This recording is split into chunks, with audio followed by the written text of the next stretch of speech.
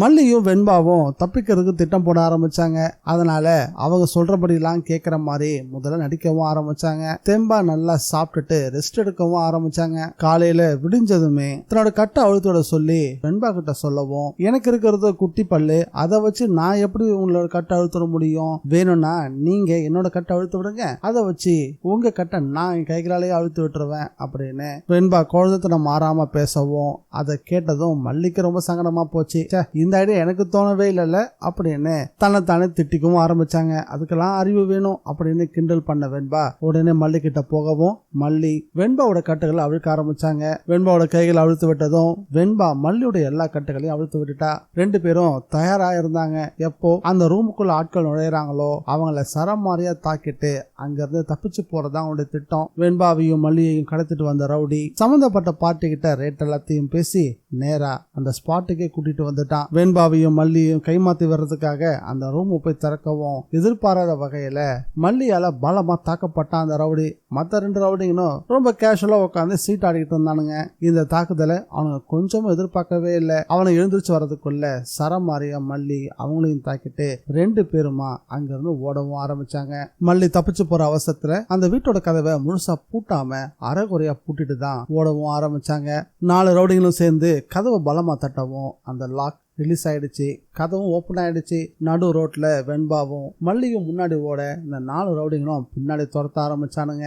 இதுல ஆச்சரியமான விஷயம் என்னன்னா, ஒரு குழந்தையையும் ஒரு பெண்ணையும் 4 பேர் சேர்ந்து துரத்திக்கிட்டு இருக்கானுங்க. ரோட்ல ஒருத்தர் கூட அவங்கள பார்த்து கேள்வி கேட்கல. தப்பிக்கிறதுக்காக பக்கத்துல இந்த ஃபேக்டரிக்குள்ள நுழைஞ்சு வெண்பாவை ஒரு மறைவிடத்தை ஒளிய வச்சுட்டு மல்லி மட்டும் தனியா வேற ஏதாவது வழி கிடைக்குமான தேடத்துக்குள்ள 4 பேரும் மல்லிய சுத்தி வளைச்சிட்டானுங்க. மல்லி இதை கொஞ்சமும் எதிர்பார்க்கவே இல்லை. அவங்க 4 பேரும் எதிர்த்து அவங்க சண்டை போட்டே ஆக வேண்டிய ஒரு சூழ்நிலை. நாமெல்லாம் எப்படி அவங்க சண்டை போடுவான்னு எதிர்பார்த்துட்டு இருந்தா, ஏற்கனவே சிலம்பத்துல மல்லி கை தேர்ந்தவளா இருந்திருக்காங்க. அங்க இருந்து ஒரு சிலம்பம் குச்சி அவங்க கைக்கு கிடைக்கவும் அவங்க சிலம்பம் சுத்தவும் ஆரம்பிச்சானுங்க. இத அந்த ரவுடிங்க கொஞ்சமும் எதிர்பார்க்கவும் இல்ல.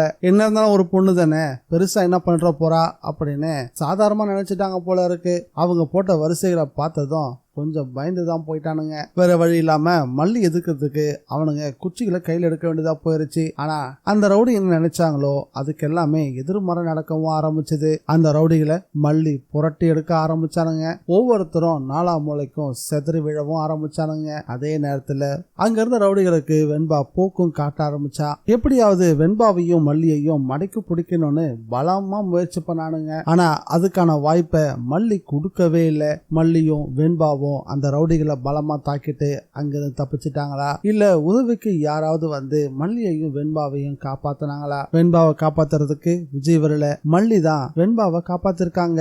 இந்த உதவியை வாழ்நாள் முழுக்க விஜய் மறக்கவே கூடாது. வெண்பாவை காப்பாத்துறதுக்கு யாரோ உதவி பண்ணிருக்காங்கன்னு சந்தோஷப்படக்கூடிய அவரு அது மல்லிதான்னு தெரிஞ்சதும் எப்படி ரியாக்ட் பண்ண போறாருன்றதுதான் மிகப்பெரிய கேள்விக்குறியா இருக்கு. ஒருவேளை விஜயே கோவப்பட்டாலும் இதுக்கப்புறம் வெண்பா மல்லி தான் கூட தான் இருக்கணும் அப்படின்னு அடம் பிடிக்க போறா. இந்த வீடியோ பிடிச்சிருந்தா லைக் பண்ணுங்க, ஷேர் பண்ணுங்க. டிஎன் விஜய் ரிவ்யூவை மறக்காம சப்ஸ்கிரைப் பண்ணி வச்சுக்கோங்க. மீண்டும் அடுத்த வீடியோவில் சந்திக்கலாம். Bye guys.